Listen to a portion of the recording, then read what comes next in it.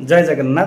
Hello friends, आज आम जाना क्लास 8 उड़िया पंचपदी लेसन प्लान सहित सामाजिक विज्ञान पंचपदी लेसन प्लान आम सामाजिक विज्ञान रे आउ साहित्य रे किपरि अष्टम श्रेणी पाई पंचपदी लेसन प्लान करवा सही उपरे एई भिडियोटी आपण माने शॉर्ट शॉर्ट रे लिखिबा कहउचंती कमेंट करूचंती।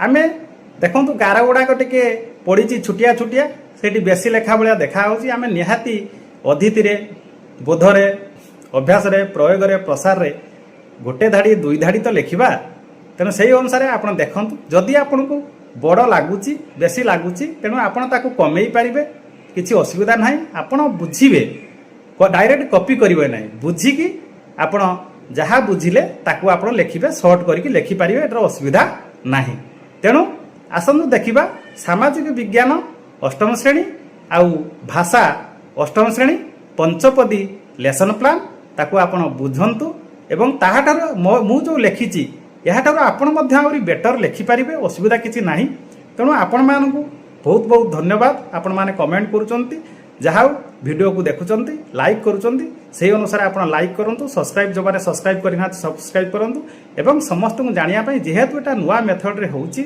नूतन पाठ्यपुस्तक आसी आप समस्ते बंधु मानक आपणकर शेयर करूँ एपरी लिखा आसन ताले आम देखा पंचपदी लेसन प्लान।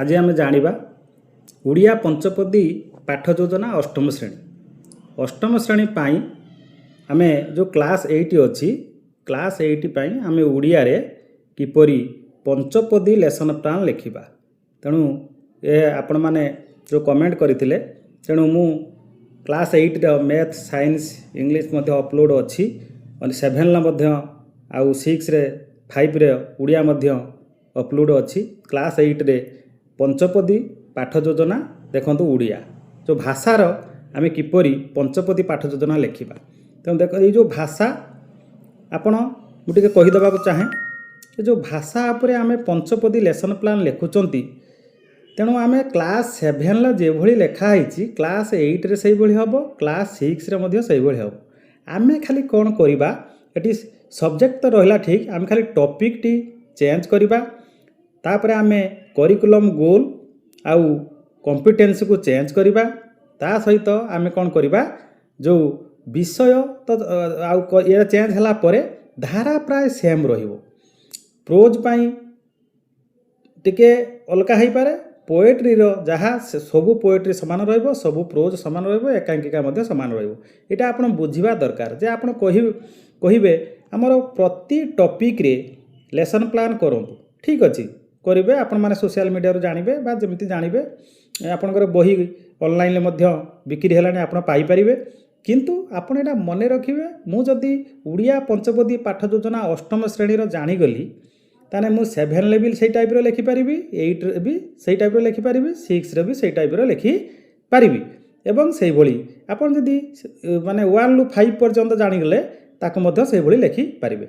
हो आमे जानिला पूर्वरु जदि आपण पंडा क्लासेस यूट्यूब चैनल को आपण प्रथम थर आसुथांती सब्सक्राइब करना मोर विशेष अनुरोध एवं लाइक टे करेंगे आपण फ्रेंड मान को शेयर करूँ से जापर आसतु आम जाना उड़िया पंचपदी पाठ योजना अष्टम श्रेणी आमर जो 2026 बर्तमान चली आम जो UCF ट्रेनिंग नहीं से UCF ट्रेनिंग अनुसार जो न्यू टेक्स्ट बुक अच्छी से अनुसार अच्छी बर्तमान किसी भाई कमेंट कर टेक्स्ट बुक आमर भूल भाल अच्छी तेणु सेटा तो आम कथा नुहे कि आपण कथा नुहे गवर्नमेंट कथा से चेंज हम एवं एबे ता करेक्शन होगी पुणी नूतन बही आसो से जो भूल भाल होती से बही की रिटर्न जीव बर्तमान जहाँ मेसेज आसूची तापर पुणी छपा होगी से बही आसो तेणु आम से जावा ना आम बर्तमान जाना आमर लेसन प्लान कि करवा आम जदि जो माने टीचर अच्छा सी जदि प्लान करेंगे तांकर प्लान होची इंपोर्टेंट से प्लान स्कूल प्लान करेंगे स्कूल जीवे पाठ पढ़ेबे HM जी अच्छा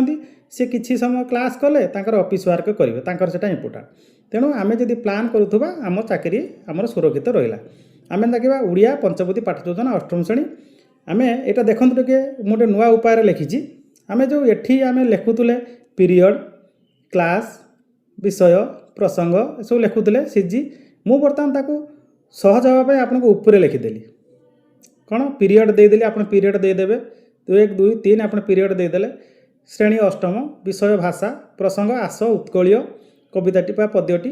ଆଉ ମୁଁ ଏଠି ନେଇଛି କରିକୁଲମ୍ ଗୁଲ୍ ବା CS କମ୍ପିଟେନ୍ସ ନେଇଛି 1.C 1.2 C 1.4 C 5.1 and C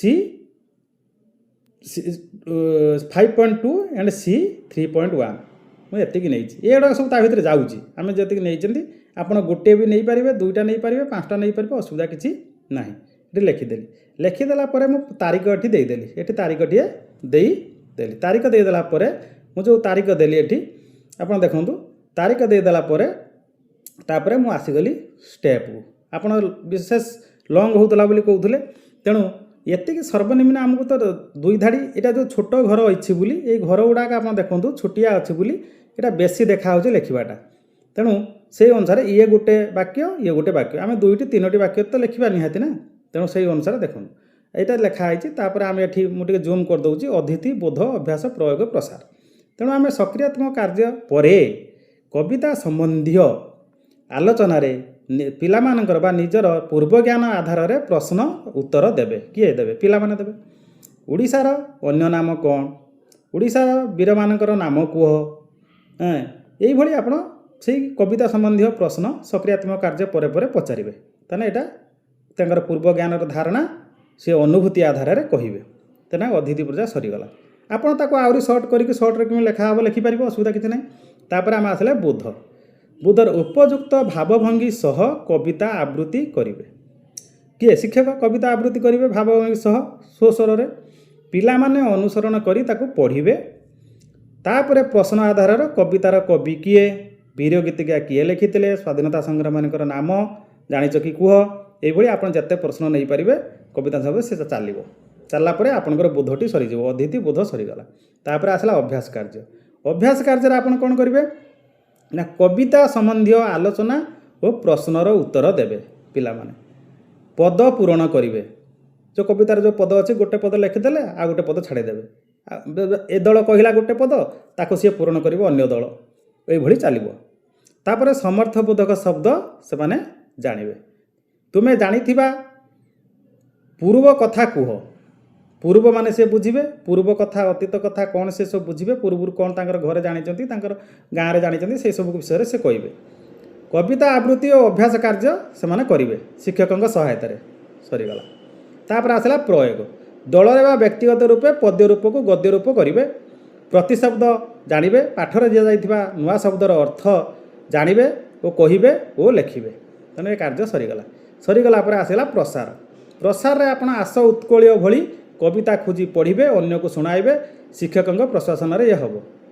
ଓଡ଼ିଶାର ବୀର ସ୍ୱାଧୀନତା ସଂଗ୍ରାମୀମାନଙ୍କ ନାମ କହିବେ ଓ ଚିତ୍ର କରିବେ ଓ ମାନେ ଯେଉଁଟାକି ଆପଣଙ୍କର ବୀରମାନଙ୍କର କାହାଣୀ ଅନ୍ୟମାନଙ୍କୁ ଶୁଣାଇବେ। ଏଠି ଆଦିମ ଅଧିବାସୀ କଥା ମଧ୍ୟ କହିପାରିବେ। ସେମାନେ ଆଦିମ ଅଧିବାସୀମାନଙ୍କର ବୀର ଅଛନ୍ତି ନା, ସେ ବି କହିପାରିବେ। ତାପରେ ଦେଖିବା ଆସିଲା ଆକଳନ। ଆକଳନରେ ଆପଣ ପର୍ଯ୍ୟବେକ୍ଷଣ ନେବେ ଅତିଥିରେ, ତାପରେ ମୌଖିକ ଲିଖିତ, ମୌଖିକ ଲିଖିତ, ମୌଖିକ ଲିଖିତ, ଶେଷରେ ନେବେ ପ୍ରସାରରେ ପିଲାଙ୍କ କୃତି ଫାଇଲ। ଆକଳନ ଚାଲିଗଲା। ତାପରେ ରିମାର୍କରେ ଆପଣ ଯାହା ଯଦି କେଉଁଦିନ ପଢ଼େଇ ପାଇଲେନି ଏଠି ଲେଖିଦେବେ, ପଢ଼େଇ ପାଇଲେନି ମୁଁ ତା ପରଦିନ ପଢ଼େଇବି, କି ଏତିକି ସରିଲା ଏତିକି ସରିଲା, ବା ଯିଏ ଆସିଲେ ଏଠି ରିମାର୍କରେ ମନ୍ତବ୍ୟ ଦେବେ। ଦେଲା ପରେ ଆପଣଙ୍କର ଏଇ ଯେଉଁ କାର୍ଯ୍ୟକ୍ରମ ଓଡ଼ିଆ ପଞ୍ଚପଦୀ ଯୋଜନା ସରି। ଏହାପରେ ଆମେ ଜାଣିବା କ'ଣ ଆପଣଙ୍କର ଆସୁଛି ଯେ ଅଷ୍ଟମ ପଞ୍ଚପଦୀ ଯୋଜନା ସାମାଜିକ ବିଜ୍ଞାନ, ଯେଉଁ ସୋସିଆଲ ସାଇନ୍ସ ଅଛି ଅଷ୍ଟମ ଶ୍ରେଣୀର, ତାହାକୁ ଆମେ ଜାଣିବା। ଦେଖନ୍ତୁ ଏ ସୋସିଆଲ ସାଇନ୍ସ ହେଉଛି ଗୋଟେ ମାନେ ଏତେ ଜିନିଷ ଭେରି ଇମ୍ପୋର୍ଟାଣ୍ଟ। ତେଣୁ ଏ ସୋସିଆଲ ସାଇନ୍ସକୁ ଆପଣ ଜାଣିବା ପାଇଁ ଦେଖନ୍ତୁ ଆପଣ ସେଠି ସେଭଳି ଲେଖିଦେବେ। ସୋସିଆଲ ସାଇନ୍ସରେ ଆପଣଙ୍କର ଏଠି ତାରିଖ ଦେଇଦେବେ, ବିଷୟ ଦେଇଦେଲେ, ପ୍ରସଙ୍ଗ ଦେଇଦେଲେ, ଶ୍ରେଣୀ ଦେଇଦେଲେ, ଏସବୁ କାର୍ଯ୍ୟ କରିବେ। ଦେଇଦେଲା ପରେ ଆପଣ ଯେତେ ଆହୁରି ଗାର ପକାଇକି ଲେଖିପାରିବେ ସେମିତି ଲେଖିପାରିବେ। ଆପଣ ଏଥିପାଇଁ ଆପଣ TLM ନେଇପାରିବେ, ଚିତ୍ର, ମାନଚିତ୍ର, ବହି, ଗ୍ଲୋଭ୍ସ ଆପଣ ସବୁ ନେଇପାରିବେ। ନେଲା ପରେ ଆମେ ଏଠି ବିଷୟ ନେଇଛନ୍ତି। ଦେଖ ପ୍ରଥମ ବିଷୟ ସାମାଜିକ ବିଜ୍ଞାନ ଅଷ୍ଟମ ଶ୍ରେଣୀ, ପ୍ରାକୃତିକ ସମ୍ବଳ ଓ ତାର ବ୍ୟବହାର, ଅଷ୍ଟମ ଶ୍ରେଣୀ। ତେଣୁ ଏଠି ନେଇଛି ମୁଁ କମ୍ପିଟେନ୍ସ କ'ଣ ନେଇଛି C 1.1, C 1.2, C 6.1, C 7.1 ମୁଁ 4ଟି ନେଇଛି। ତେଣୁ ସେହି ଅନୁସାରେ ଆମେ ବର୍ତ୍ତମାନ ଜାଣିବା କ'ଣ ତାର ଷ୍ଟେପ୍। ଅତିଥି ବୋଧ ଅଭ୍ୟାସ ପ୍ରୟୋଗ ପ୍ରସାର ରିମାର୍କ। ତାପରେ ଆମେ ଜାଣିବା ଦେଖନ୍ତୁ ସକ୍ରିୟାତ୍ମକ ଯେଉଁ କାର୍ଯ୍ୟ ପରେ ପ୍ରାକୃତିକ ସମ୍ବଳ ଓ ତାର ବ୍ୟବହାର ପୂର୍ବ ଜ୍ଞାନର ଧାରଣା ଆଧାରିତ ପ୍ରଶ୍ନକୁ ଶୁଣିବେ ଓ ଅନୁଭୂତି ଆଧାରରେ ଉତ୍ତର ଦେବେ। ବୋଧରେ କ'ଣ ହେବ? ଧାରଣାର ବୋଧଗମ୍ୟତା ପାଇଁ ପଠନ ଓ ଅନୁସରଣ କରି ନିଜେ ଅନୁଭବ କରିବେ। ଜଳପ୍ରପାତ, ସେତୁ, ଜଳବିଦ୍ୟୁତ କେନ୍ଦ୍ର, ମୃଦୁକଷଣ ଚିତ୍ର ଦେଖି ପଢ଼ିବେ, କହିବେ, ଲେଖିବେ। ତା ସହିତ ପ୍ରାକୃତିକ ସମ୍ବଳର ବ୍ୟବହାର ଜାଣିବେ, ଉପକାରିତା ବିଷୟରେ କହିବେ। ସମ୍ବଳ ଜାଣିବେ, ଉପକାରିତା ବିଷୟରେ କହିବେ। ତାପରେ ଆସିଗଲା ଅଭ୍ୟାସ। ଦଳରେ ଚିତ୍ର ସାରଣୀ ପୂରଣ କରିବେ, ଅଭ୍ୟାସ କାର୍ଯ୍ୟରେ ଅଭ୍ୟାସ କରିବେ, ପ୍ରାକୃତିକ ସମ୍ବଳର ବ୍ୟବହାର କହିବେ, ତାର ଶ୍ରେଣୀ ବିଭାଗ କରିବେ, ଦୁଧିସାଗର ଜଳପ୍ରପାତ କେଉଁ ରାଜ୍ୟରେ ଅଛି ତାହା ମଧ୍ୟ କହିବେ, ଆଦିମ ଅଧିବାସୀ ସମ୍ବନ୍ଧରେ ସେ ଜାଣିବେ, କହିବେ, ଲେଖିବେ। ସରିଲା ପରେ ଏଇଟା ଅଭ୍ୟାସ କାର୍ଯ୍ୟ ସରିଗଲା। ତାପରେ ପ୍ରୟୋଗ। ପ୍ରୟୋଗରେ ଆସିବ କ'ଣ? ହଳ, ଲଙ୍ଗଳ, ବିଭିନ୍ନ ବା ଟ୍ରାକ୍ଟର, ବିଭିନ୍ନ ପାୱାର ଟେଲର, ବିଭିନ୍ନ ସମ୍ବଳର ଚିତ୍ର ପ୍ରସ୍ତୁତ କରିବେ ଏବଂ ଚତୁଃପାର୍ଶ୍ୱରେ ଦେଖୁଥିବା ପଦାର୍ଥର ନାମ କହିବେ, ଲେଖିବେ। ନବୀକରଣ ଯୋଗ୍ୟ ଓ ନବୀକରଣ ଅଯୋଗ୍ୟ ସମ୍ବଳର ନାମ ଲେଖିବେ, କହିବେ, ଲେଖିବେ। ଆଉ ପ୍ରକଳ୍ପ କାର୍ଯ୍ୟ ମାଧ୍ୟମରେ ସେମାନଙ୍କୁ ଏଟା ପ୍ରୟୋଗ କରିବେ। ତତ୍ପରେ ଆସିଗଲା ଆପଣ ପ୍ରସାର। ପ୍ରସାର ହେଉଛି ମାନଚିତ୍ରରେ ଗୋଆ, ହିମାଚଳ ପ୍ରଦେଶ ଓ ସମୁଦ୍ର ବା ପ୍ରାକୃତିକ ସ୍ଥାନ ଚିହ୍ନଟ କରିବେ। ନିଜ ଅଞ୍ଚଳର ପ୍ରାକୃତିକ ସମ୍ବଳର ଧାରଣାକୁ କହିବେ ଓ ଲେଖିବେ। ପ୍ରାକୃତିକ ସମ୍ବଳର ସ୍ଥାନ ସେସବୁ ଭ୍ରମଣ କରିବେ। ତାପରେ ଆପଣ ଦେଇଦେବେ ରିମାର୍କ। ରିମାର୍କରେ ଏଠି ଛାଡ଼ିଦେବେ। ରିମାର୍କ ଆକଳନର ସେମିତି ଆପଣଙ୍କର ଲେଖିବେ। ପର୍ଯ୍ୟବେକ୍ଷଣ ଯେଉଁଟାକି ଅବଜରଭେସନ୍ କୁହାଯାଉଛି। ଆପଣ ତାପରେ ମୌଖିକ, ଲିଖିତ ଆପଣ ଲେଖିପାରିବେ। ଏଇ ଯେଉଁ ମୁଁ ଟିକେ ଛୋଟ କରିଦେଉଛି, ଦେଖନ୍ତୁ ଆପଣ ଭଲସେ ଜାଣିପାରିବେ ବା ସ୍କ୍ରିନଶଟ୍ ନେଇପାରିବେ। ଆପଣ ଏଇ ଅନୁସାରେ କ୍ଲାସ୍ 8ରେ ଆପଣ ପଞ୍ଚପଦୀ ଲେସନ୍ ପ୍ଲାନ୍ ଲେଖିପାରିବେ। ଯେଉଁ ସାମାଜିକ ବିଜ୍ଞାନ ପାଇଁ, ଯେଉଁଟାକି ସୋସିଆଲ ସାଇନ୍ସ ପାଇଁ କ୍ଲାସ୍ 8ରେ ଆପଣ ପଞ୍ଚପଦୀ ଲେସନ୍ ପ୍ଲାନ୍ ଏଇ ଟାଇପ୍ରେ ଲେଖିବେ। ତେଣୁ ଏହା ସହିତ ଆପଣ ଯେଉଁ ଜାଣିଲେ ଏଟା ବି ଦେଖନ୍ତୁ ଓଡ଼ିଆ ପଞ୍ଚପଦୀ ଯେଉଁଟା କ୍ଲାସ୍ 8 ପାଇଁ। ତେଣୁ ଆପଣ ଏଇ ଦୁଇଟାକୁ ଭଲ ଭାବେ ଜାଣନ୍ତୁ। ଯଦି ପଣ୍ଡା କ୍ଲାସେସ୍କୁ ଲାଇକ୍ ଆଣ୍ଡ ସବସ୍କ୍ରାଇବ୍ କରିନଥିବେ, କରିନେବାକୁ ମୋର ବିଶେଷ ଅନୁରୋଧ। ଜୟ ଜଗନ୍ନାଥ, ନମସ୍କାର।